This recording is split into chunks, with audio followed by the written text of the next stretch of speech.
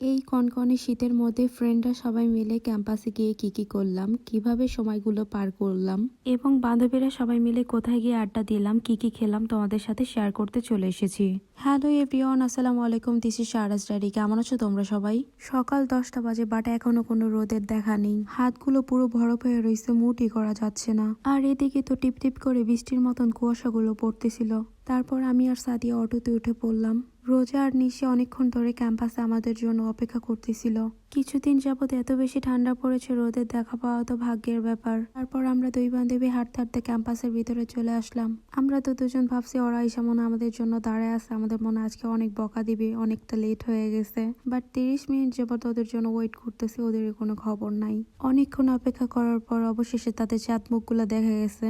তারপর সবাই মিলে এখানে কিছু ফানি ভিডিও করলাম। আসলে আমরা 4 বান্ধবী একত্র হলে আর কাউকে প্রয়োজন হয় না। এদিকে সাদিয়ার রোজা ছবি তুলতেছে, আর আমরা দুজন মিলে দিঘিতে গিয়েছিলাম। দেখলাম এক আঙ্কেল মাছ ধরতেছে। আর এনার কথা কি বলবো, রাস্তার পাশে দাঁড়িয়ে আয়না দেখতে হয়। সকালবেলা সবাই না খেয়ে বের হয়েছি, তো সবার প্রচন্ড ক্ষুধা লাগছে। তারপর সবাই মিলে চলে গেলাম রাজধানী বেকারিতে। তাদের শর্মাটা অনেক বেশি মজার ছিল। তারপর সবাই খাওয়া দাওয়া শেষ করে চলে গেলাম লেক পাড়ের দিকে। এদিকে প্রচন্ড পরিমাণে বাতাস ছিল।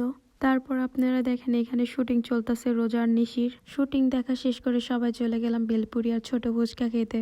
আমি তো ঝাল খেতে পারি না, আবার আমার বেলপুরি ততটা পছন্দ না, বাট ওরা অনেক ঝাল দিয়ে বেশি করে বোম্বাই মরিচ দিয়ে বেলপুরি গুলা নিয়েছিল।